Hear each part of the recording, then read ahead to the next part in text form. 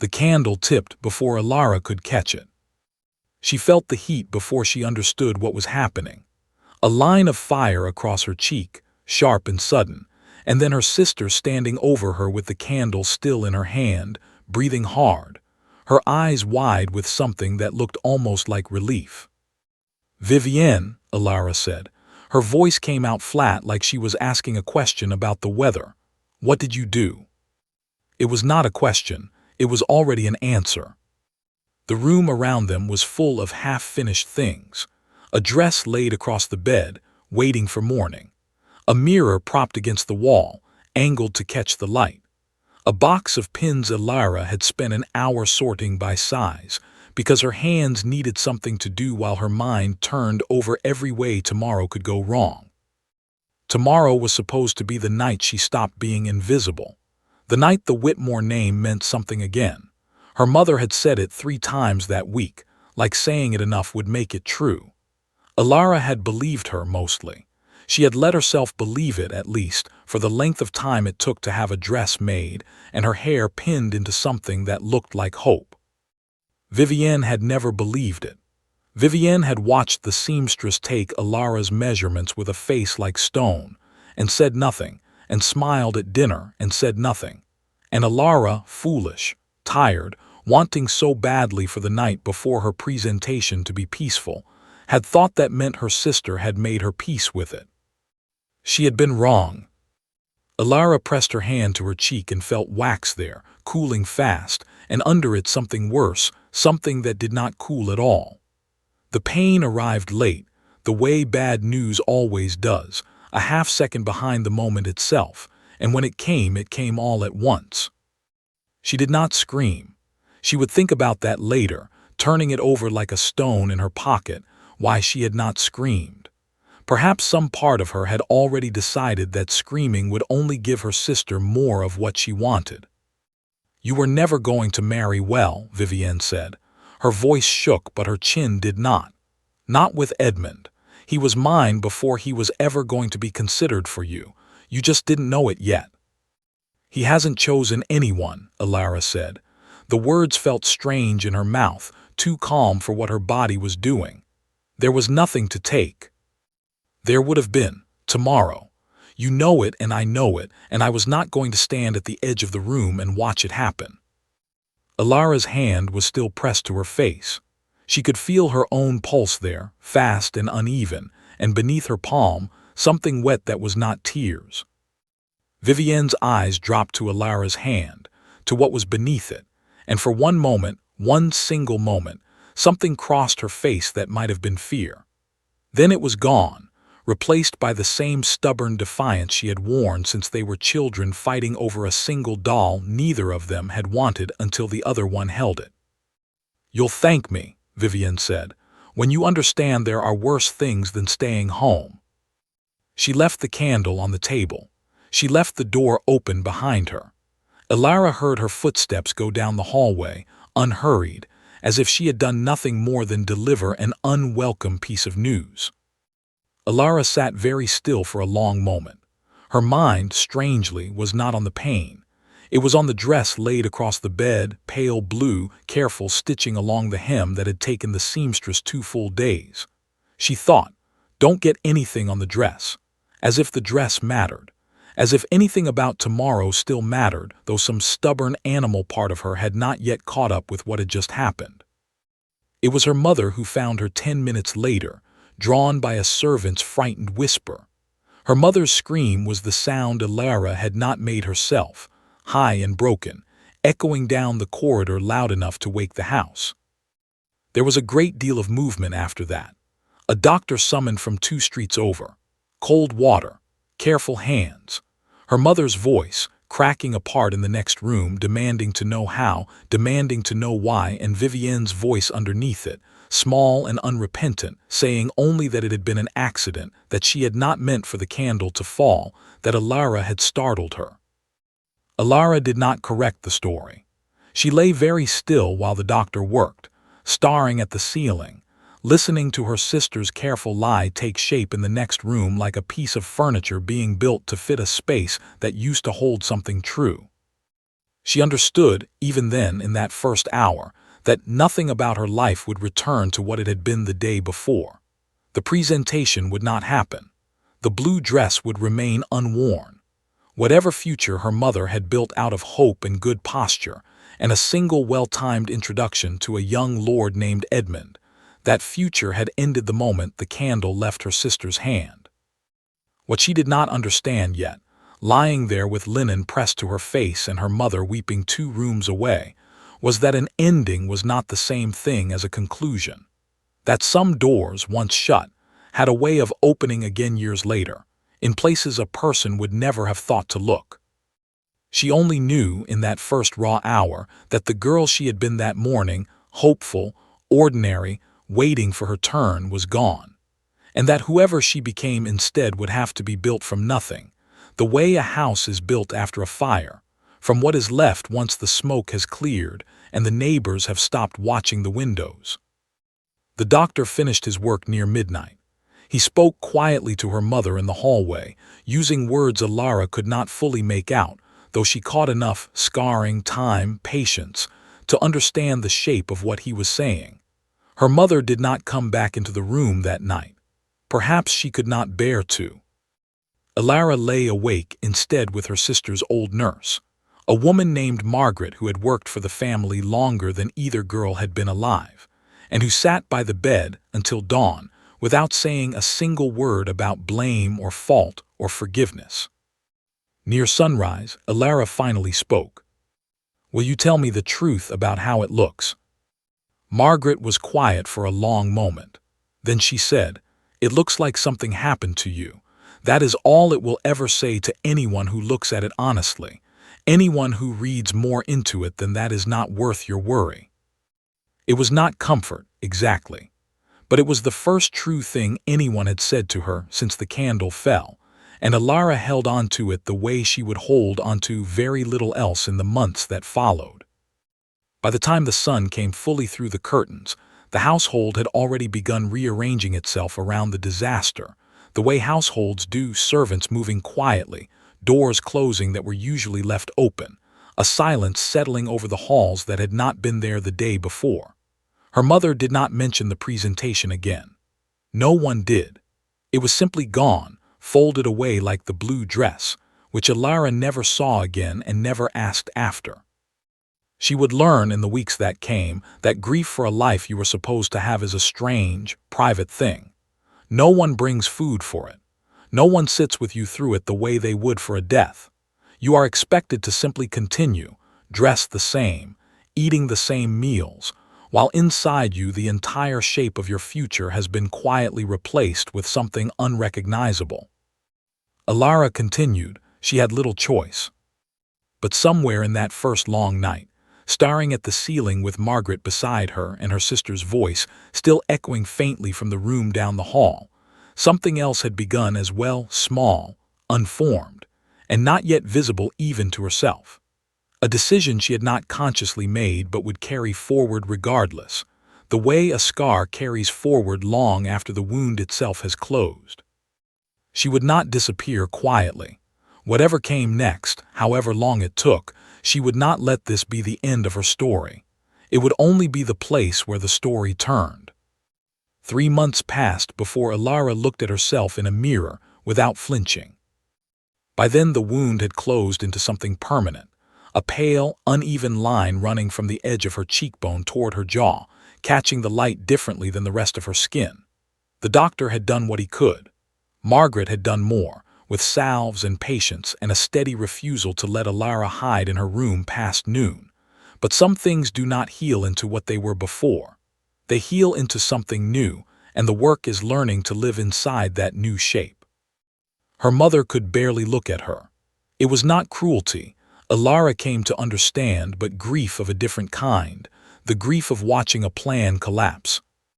A future you had built out of hope quietly folding in on itself.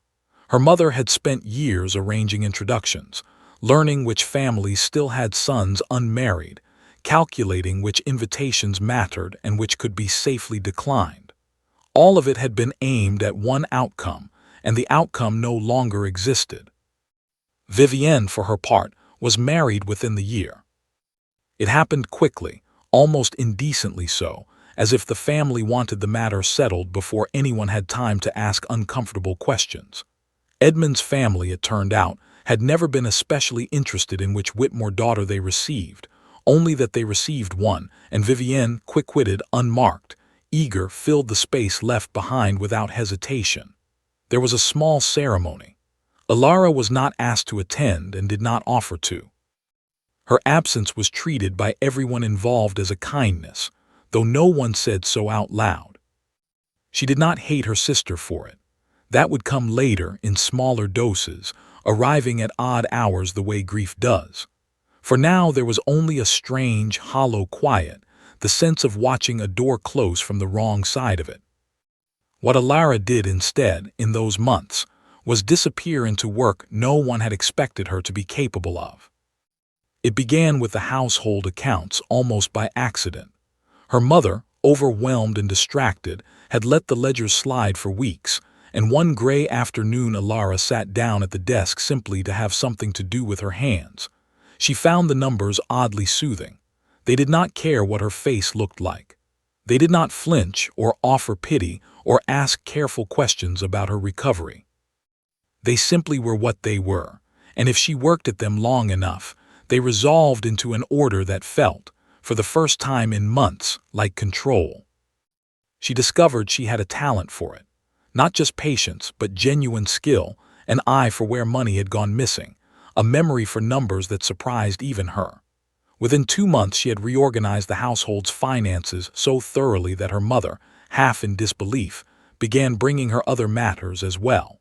Letters to tenants, correspondence with the estate's steward, small negotiations that had once been handled poorly by men who assumed no one was paying close attention. Alara paid close attention. It was, she found, one of the few things left to her that felt like power. She began to wear her hair differently, pulled forward slightly on one side, not to hide the mark entirely, but to soften how quickly a stranger's eye would find it. It was not shame, she told herself, though some nights it felt uncomfortably close to shame.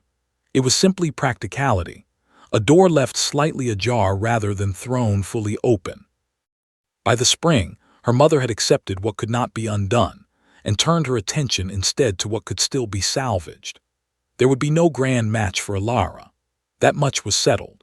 But a woman with no prospects and a sharp mind for accounts was not entirely without use, and when a distant connection wrote asking whether anyone in the family might recommend a reliable companion for an elderly relative, Alara's name came up before her mother had even finished reading the letter aloud. The relative in question was a woman named Constance, the widowed aunt of a duke, living in near total seclusion on an estate 3 counties north, a woman known, according to the letter, and later according to everyone who had ever met her, for being nearly impossible to please. 2 companions had already left the position within the year. A third was needed, someone patient, someone capable, someone who would not be frightened off by a difficult temperament or a great deal of solitude. Alara volunteered before her mother had finished asking whether she would consider it. It was not entirely selfless. She wanted, more than anything, to be somewhere no one already knew her story, somewhere the mark on her face would simply be a fact about her, rather than a story everyone in the room already understood and pretended not to. 3 counties north was far enough. It was far enough to become someone new. She traveled under her middle name and, at her mother's careful suggestion, not out of any real deception, but because a fresh start seemed easier without the weight of the Whitmore name trailing behind it, with all its recent unpleasant history. Alara Ann Whitmore became, for the purposes of her new position, simply Anne. It was a small thing. It felt at the time like an enormous one. The journey north took 4 days. Alara spent most of it watching the countryside change through the carriage window, fields giving way to hills, hills giving way to something wilder and greener than she had known at home. She thought, more than once, about turning back, about how strange it was to be traveling toward a stranger's house with nothing but a single trunk and a new name, when 3 months earlier she had been sorting pins for a dress she would never wear. But turning back meant returning to a house where her mother's disappointment lived in every room, where Vivienne's absence was its own kind of presence, where every mirror held a reminder of a night she was still learning to survive. Moving forward, at least, meant motion. It meant the possibility, however small, of becoming someone whose whole story was not contained in a single terrible evening. Constance's estate, when the carriage finally arrived, was larger and colder than anything Alara had imagined. Stone walls climbing higher than seemed necessary. Gardens that had clearly once been magnificent and were now simply overgrown, as if no one had cared enough in recent years to keep them tamed. A housekeeper met her at the door with an expression that suggested she did not expect Alara to last the month. "Lady Constance does not care for chatter," the housekeeper said, leading her down a long corridor. "She does not care for pity either, so I would not recommend offering any. She has outlived 2 husbands and most of her patients along with them." "I'll remember that," Alara said. The housekeeper glanced at her sideways, taking in the faint mark along her cheek with the kind of quick, practiced discretion of someone who had learned not to ask questions about guests' histories. Whatever she thought, she kept it to herself, which Alara found she appreciated more than any kind word could have offered. Constance turned out to be exactly as difficult as promised, and somehow, despite that, easier to be around than anyone Alara had known in months. She was sharp-tongued and impatient and utterly uninterested in pretending to be otherwise. She asked Alara precisely one question about her face: "Does it pain you still?" And upon receiving a simple no, never mentioned it again. There was something almost restful in that. No pity, no careful avoidance. Just a fact acknowledged once and then set aside. The days settled into a rhythm. Mornings spent reading correspondence aloud, since Constance's eyes had weakened with age. Afternoons spent walking the overgrown gardens, Constance leaning on a cane and complaining steadily about gardeners who no longer understood roses. Evenings spent balancing the household books, a task Constance handed over within the first week with visible relief, declaring that numbers had always bored her, and she saw no reason to pretend otherwise now. Alara found, to her quiet surprise, that she was happy, not in the bright, uncomplicated way she might have imagined happiness a year earlier, but in something steadier, a sense of usefulness, of being needed for her mind rather than pitied for her face. The scar remained, of course. It would always remain. But here, in this cold stone house with its overgrown gardens and its sharp-tongued mistress, it had stopped being the only thing anyone saw when they looked at her. She wrote to her mother once a month, brief letters describing the weather and Constance's temperament and little else. She did not mention how much lighter she felt with 3 counties between herself and everything that had happened. Some things, she was learning, did not need to be explained to be true. What she did not know in those quiet early months was that Constance's nephew, a duke by title, a stranger by every other measure, a man whose name she had heard mentioned only in passing complaints about his long absences, was soon to return home for the first time in over a year, and that his arrival would unravel the careful, quiet life she had only just begun to build for herself. The letter arrived on a Tuesday, and by Thursday the entire household had rearranged itself around a single fact: the Duke was coming home. Alara had heard his name mentioned before, always at a distance, always wrapped in some complaint from Constance about how rarely he visited, how little he seemed to care for the estate that would one day be entirely his responsibility. His name was Gideon, Duke of Ashworth, though Constance rarely used the title, preferring instead to refer to him simply as the boy, despite the fact that he was well past 30 and had not been a boy in any meaningful sense for a very long time. "He only comes when there's business to settle," Constance said, tapping her cane against the floor with more force than the observation seemed to require. "Which means something has gone wrong somewhere, and he intends to fix it himself rather than trust it to a letter." "What sort of business?" Alara asked. "The estate's northern boundary, most likely. Or the tenant disputes his steward has been too cowardly to resolve. Either way, we shall have the pleasure of his company for at least a fortnight, possibly longer, and I expect the entire house to behave as though that is a delight rather than an inconvenience." Alara did not think much more of it.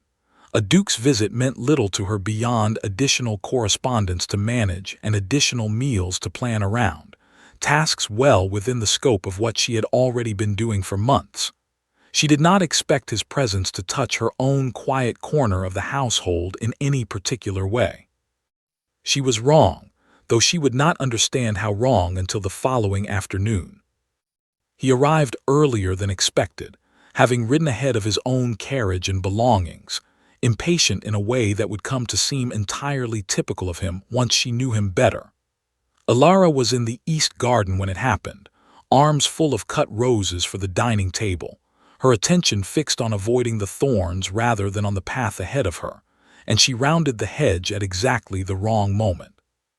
She did not see him so much as she felt him, a solid, unmoving presence she walked directly into, the roses scattering across the gravel path, thorns catching against her sleeve.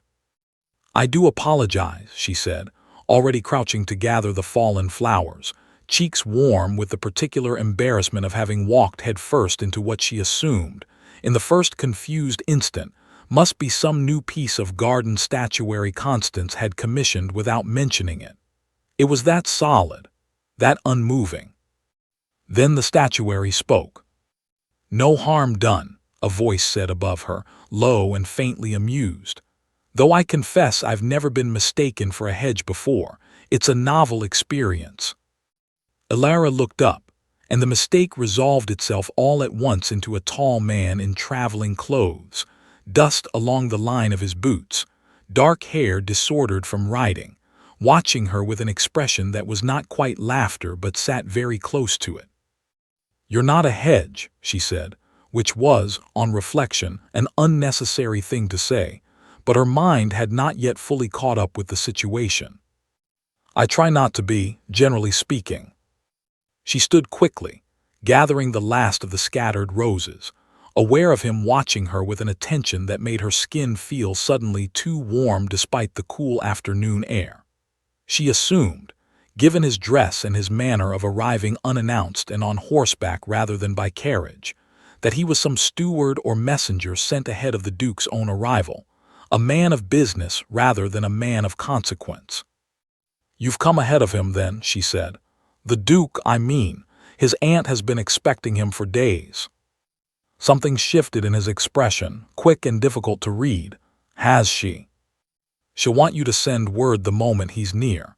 She does hate to be caught unprepared." "I imagine she does." "You'll find the housekeeper inside if you need direction to the stables. I can show you if you'd like, though I confess I know this garden better than the house itself at this point." He was quiet for a moment, watching her with an expression she could not quite place, somewhere between amusement and something more careful. "That's very kind of you. Might I ask your name?" "Anne," she said, the lie coming easily now, worn smooth by months of use. "I'm companion to Lady Constance." "Anne," he repeated, as though testing the sound of it. "Well, Anne, I think I can find the stables well enough on my own, but I'd be glad of the company regardless if you're not otherwise occupied."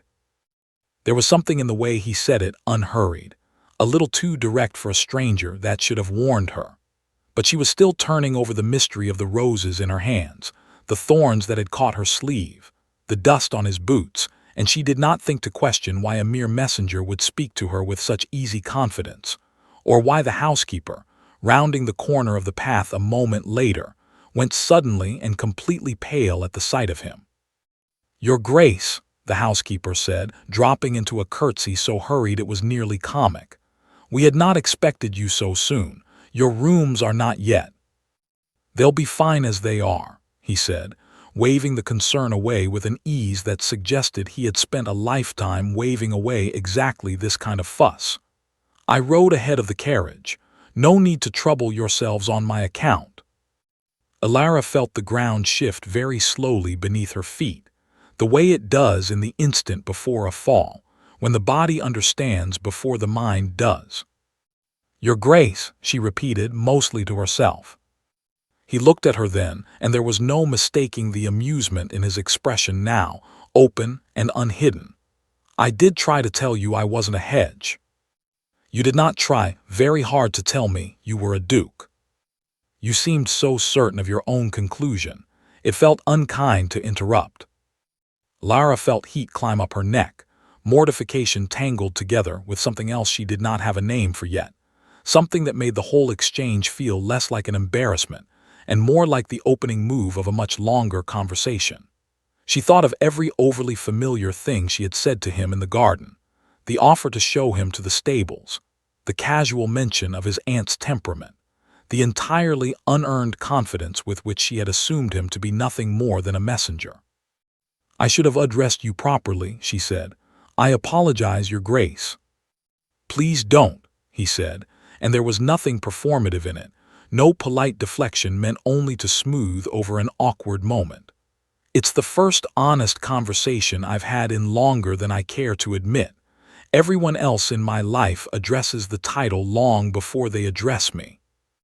She did not know what to say to that, so she said nothing at all and gathered the last of the fallen roses, and excused herself toward the house with as much composure as she could manage, which was not a great deal. It was only once she was safely inside, roses deposited in water, breath finally steadying, that she allowed herself to think properly about what had just happened. She had mistaken a duke for a hedge, and then for a messenger, and had spoken to him the entire time with the casual ease of someone addressing an equal, and he had let her. More than let her, he had seemed to enjoy it. She told herself it meant nothing. Dukes were not in the habit of taking a genuine interest in their aunt's paid companions, however novel the circumstances of their first meeting. Whatever amusement he had shown in the garden was likely nothing more than the passing curiosity of a man unaccustomed to being mistaken for anything other than exactly what he was.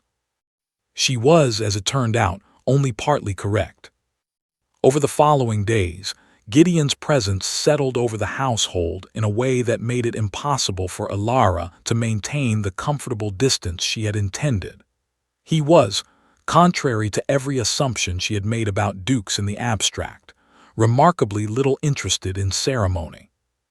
He took his meals with Constance, and, increasingly, with Alara as well, since Constance insisted on her presence at the table and showed no sign of relenting simply because her nephew now occupied the seat across from her. He asked Alara questions no one had asked her in months, not about her scar, not about pity or explanation, but about the household ledger she managed, about which tenants she thought were being poorly served by the current steward, about whether she found the northern gardens as neglected as his aunt insisted they were. He listened to her answers the way she imagined he listened to very few people, with genuine attention rather than the polite performance of it. She found herself, against every instinct toward caution, looking forward to these conversations more than she was entirely comfortable admitting. One evening, nearly 2 weeks into his stay, they found themselves alone in the library after Constance had retired early, complaining of a headache that Alara privately suspected was entirely manufactured for the purpose of leaving the two of them together. Gideon was seated near the fire, a glass of wine untouched at his elbow, watching her with the same careful attention he had shown since that first afternoon in the garden. "You never told me your full name," he said. "Anne is not much to work with." "Anne is what I go by," she said carefully. "That's not quite an answer." She hesitated, aware of how close she had come over these 2 weeks to letting her guard down entirely. "Does it matter? I'm your aunt's companion. My name is not likely to feature in any story worth telling." "I disagree," he said simply. "I think it might feature rather significantly, actually." The words hung in the air between them, more direct than anything he had said before, and Alara felt the careful architecture of her new life. The false name, the quiet distance, the safety of being no one in particular begin, very slightly, to tremble. "Your Grace." "Gideon," he corrected. When it's only the two of us, I'd rather you use my name." "Gideon," she said, and something in her chest loosened at the sound of it, dangerous and unfamiliar. "I don't think this is wise." "Probably not," he agreed, entirely unbothered. "Very little that's worth having ever is." He did not press further that evening. He simply watched the fire for a while and asked her opinion on a matter of tenant law he claimed to find tedious but discussed with evident interest anyway, and let the moment pass without demanding more than she was ready to give. But something had shifted between them regardless, quiet and unmistakable, and Alara understood, walking back to her room that night, that whatever careful distance she had intended to maintain had already begun slipping through her fingers. She thought of Vivienne, briefly, and of the life she had left behind. She thought of the mark on her cheek, and how Gideon's eyes had never once lingered on it the way strangers' eyes usually did, not with pity, not with careful avoidance, but simply as one more true thing about her, no more remarkable than the color of her eyes or the sound of her laugh. For the first time since the candle had fallen, she allowed herself to wonder whether the life she had built out of the wreckage of that night might, against every expectation, be leading somewhere worth arriving. She did not yet know how soon that hope would be tested, or by whom. The invitation arrived a month later, and Alara knew, the moment Constance mentioned it over breakfast, that it would change something she was not ready to have changed. "A dinner at the Ashworth townhouse," Constance said, buttering her toast with the brisk efficiency of a woman who had never once in her life allowed food to distract her from more important matters. "Gideon has decided rather suddenly that it is time to reintroduce himself to society. I suspect this has less to do with social obligation, and rather more to do with a certain companion of mine, though he would deny it if pressed." Alara kept her eyes on her own plate. "I'm sure I don't know what you mean." "I'm sure you know precisely what I mean, and I find I don't mind it in the least. You'll attend, of course. I won't hear otherwise." It had not occurred to Alara, in the weeks since that evening in the library, that her quiet position in the household might expand to include something as public as a formal dinner in town, surrounded by the very kind of society she had spent the last year carefully avoiding. She tried, gently, to decline. Constance would not hear of it. Gideon, when she raised the matter with him privately, only smiled and said he could think of no dinner worth attending that did not include her at it. So she went, in a gown Constance had insisted on having made for the occasion, her hair arranged in a style that left the faint mark along her cheek visible rather than hidden, a small act of defiance she had not quite planned but found, once decided, difficult to walk back. The townhouse was full of people she did not know, names and faces that meant nothing to her, conversation flowing around her in the easy, practiced rhythm of people who had known each other for years, and expected to go on knowing each other for years more. Gideon stayed close throughout the early part of the evening, introducing her simply as Anne, a friend of his aunt's, an explanation vague enough to satisfy polite curiosity without inviting further questions. For nearly 2 hours it worked. Then, near the start of the second course, a new arrival was announced at the far end of the room, and Alara's fork went still against her plate before she had fully understood why. Vivienne had changed very little in a year. Perhaps she had grown a touch more polished, a touch more confident in the easy way she moved through a crowded room, but the essential shape of her, the quick eyes, the readiness to smile before deciding whether the smile was warranted, remained entirely familiar.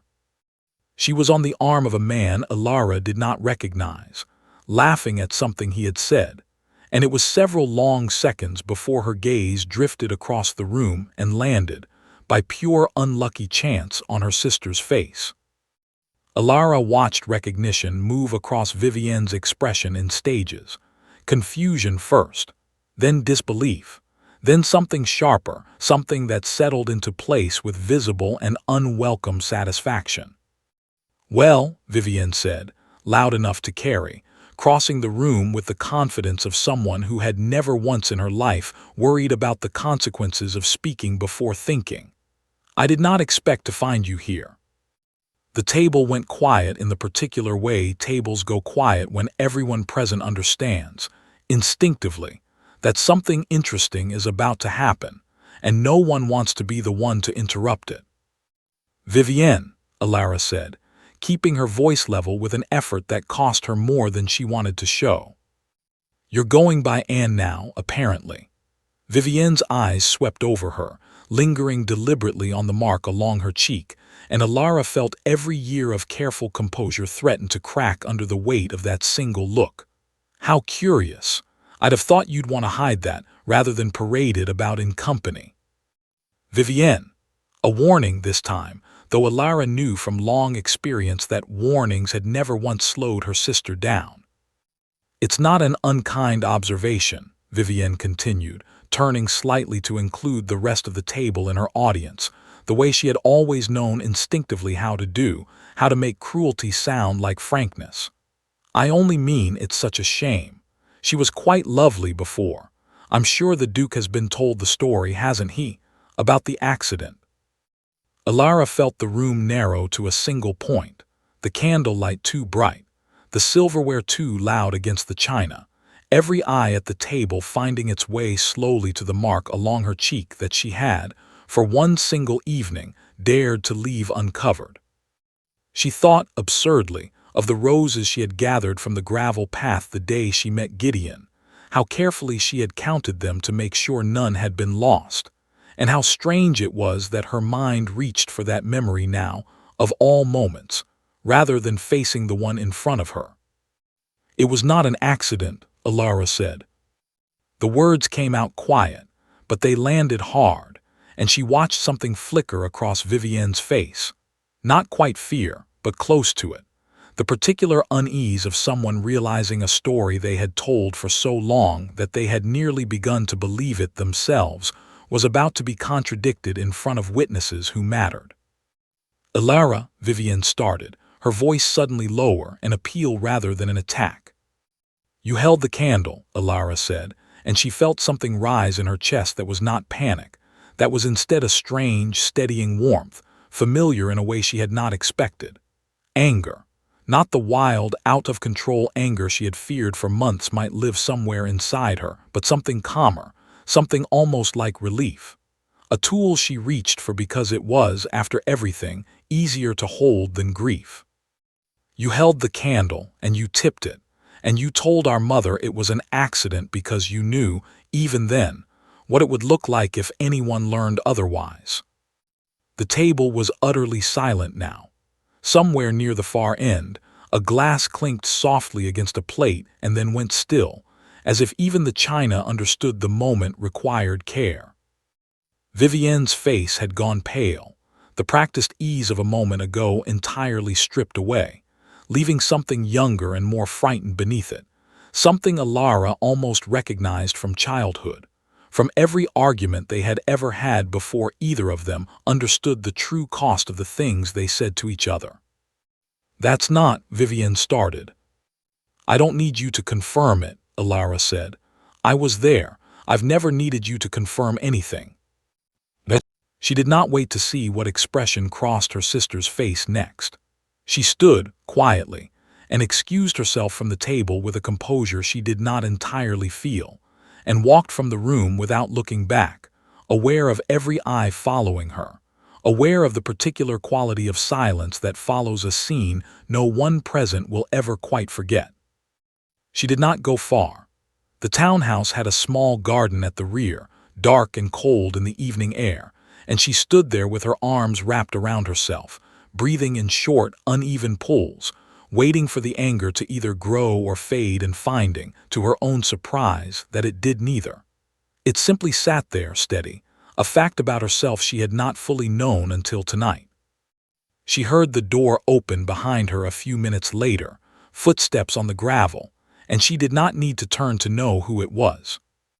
"You don't have to say anything," she told Gideon before he could speak. "I know how it looked in there." "It looked," he said quietly, coming to stand beside her rather than in front of her, an easy distance that did not press for more than she was ready to give. Like a woman finally saying something true in a room full of people who had spent a year assuming a lie. Alara did not answer immediately.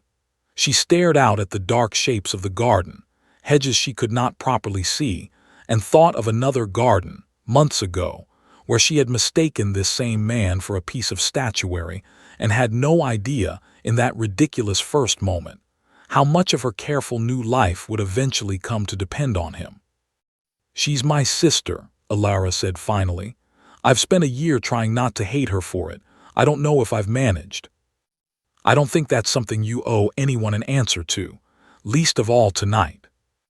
Everyone in that room knows now, about the scar, about what really happened." Everyone in that room, Gideon said, watched a woman hold her ground against someone who had spent a year expecting her never to speak of it again. "I don't think that's the story they'll be telling tomorrow. Not the one you're imagining, at least." Alara turned to look at him then, searching his face for pity and finding, as she had found every time before, none. Only steadiness. Only the same quiet attention he had shown her since the first afternoon in the garden, when he had let her believe, for a few ridiculous minutes, that he was nothing more than a messenger. "I don't know what happens now," she admitted. "With her, with any of it." "You don't have to know tonight," he said. "Some things are allowed to simply sit for a while before they're solved." She did not answer that directly. She let the cold air settle around them instead, let the anger in her chest finally begin slowly to loosen its grip, and allowed herself, for just a moment, to lean slightly into the solid, steady presence beside her, the same presence she had once mistaken for a hedge and had since come to understand as something far more permanent. Inside, she knew, the dinner would go on without her for a while longer, the conversation slowly finding its way back to safer, quieter subjects, the way conversations always did after something true had been said aloud. Vivienne would leave early, most likely, unwilling to sit through the rest of the evening under the weight of every curious glance her outburst had earned her. Their mother would hear of it within days, whatever version of the story eventually reached her. None of that, standing in the dark garden with the cold air settling around her shoulders, felt as urgent as it might have a year earlier. What felt urgent instead was simpler and far more frightening in its own quiet way. The understanding that she had just told the truth, fully and publicly, for the first time since the candle fell, and the sky had not fallen with it. She was still standing there, working through what that meant, when Gideon spoke again, quieter this time, meant for her alone. "Alara," he said, "not Anne." Her real name spoken for the first time, and she realized with a small, startled jolt that she had never actually told him, that he had learned it some other way, from his aunt perhaps, or from the scene inside, or simply from paying closer attention over these past weeks than she had ever given him credit for. "You knew," she said. "For a while now," he admitted. "I was waiting for you to tell me yourself. I didn't want to take that from you." She did not know in that moment whether to feel exposed or relieved. Perhaps, she thought, it did not have to be only one or the other. Perhaps some truths, once spoken aloud, could hold both at once. News of that evening reached her mother within the week, though not in the form Alara had expected. She had braced herself for a letter full of alarm, of questions about propriety and reputation, and what exactly had happened at a duke's private dinner to send half the room into stunned silence. Instead, what arrived was shorter than she anticipated, and stranger, written in her mother's careful hand with none of the usual anxious flourishes. "I have heard a version of events from 3 different sources," her mother wrote, "and no 2 of them agree on the particulars, except on one point, which is that you finally said aloud what I have known to be true since the night it happened, and never had the courage to say myself. I am sorry for that silence. I do not expect you to forgive it quickly, or perhaps at all, but I wanted you to know that I am not ashamed of what you did. I am only ashamed of how long it took for someone in this family to do it."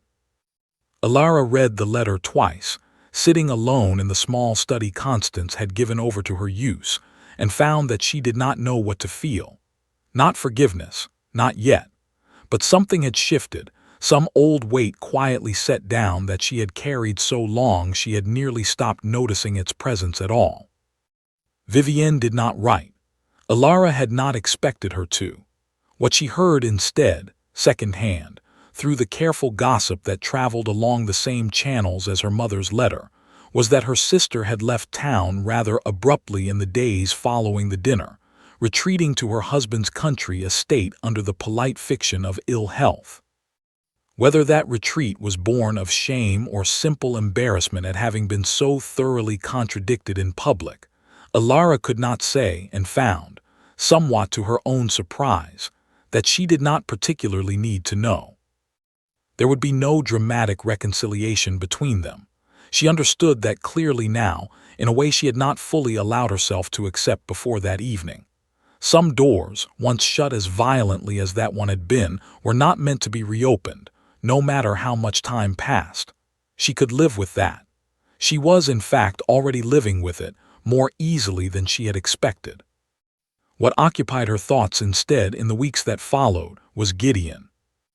Their conversations had changed since the garden that night, subtly at first and then not so subtly at all.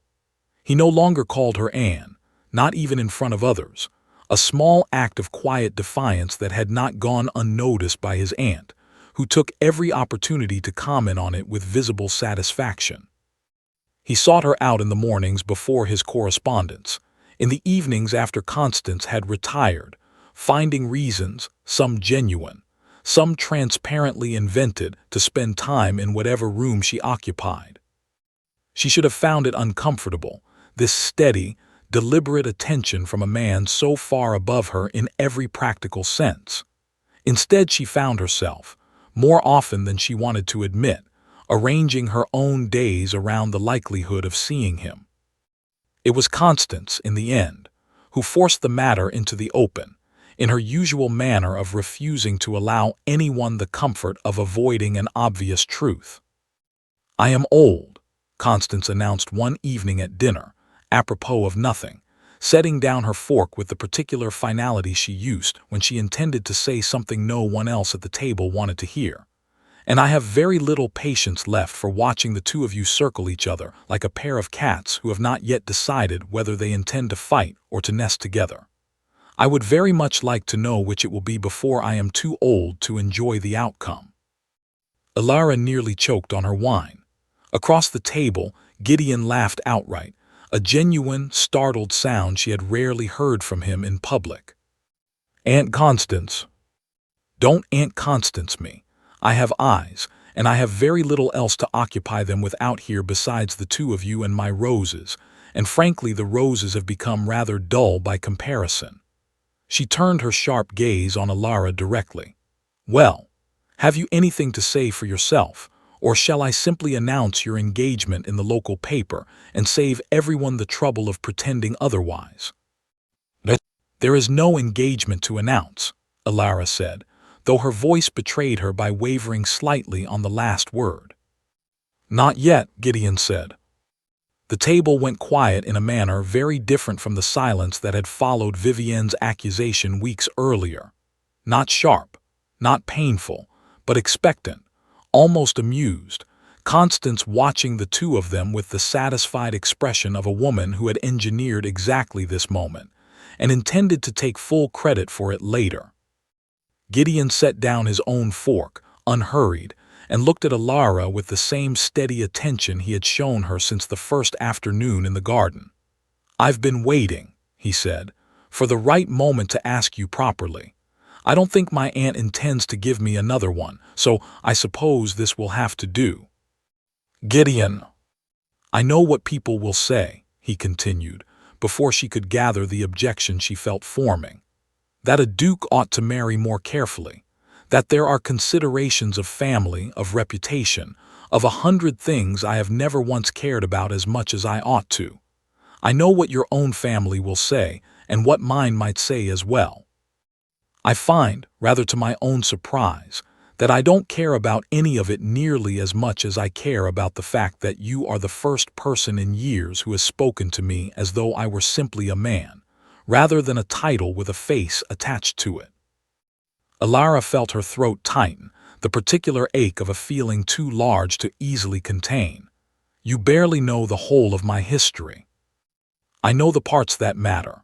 I know you sat at that dinner table and told the truth in a room full of people who expected you to stay silent, because staying silent was easier and safer, and exactly what you had been doing for a year. I know you've spent the months since building an entire life out of what was left after someone tried to take everything from you. I don't need to know every detail of how you got here to know that I would very much like to know where you go next, and I would like, if you'll allow it, to go there with you. Constance, watching this unfold with undisguised delight, made no effort to disguise her impatience. Well, the two of you have talked around it long enough. Someone say something decisive before I lose what remains of my patience entirely. Alara looked at Gideon across the table, at the same steadiness she had come to rely on more than she had ever intended to rely on anyone again, and felt the careful walls she had built over the past year, walls made of a false name, of hair arranged just so, of quiet caution learned the hard way, settle, finally, into something less like protection and more like simple, unnecessary weight. Yes, she said, I would like that. The wedding that followed was smaller than most would have expected for a duke, held at Constance's estate rather than in town, attended by a modest gathering that included, at Alara's own invitation, her mother, and did not include Vivienne, a decision no one at the table questioned aloud.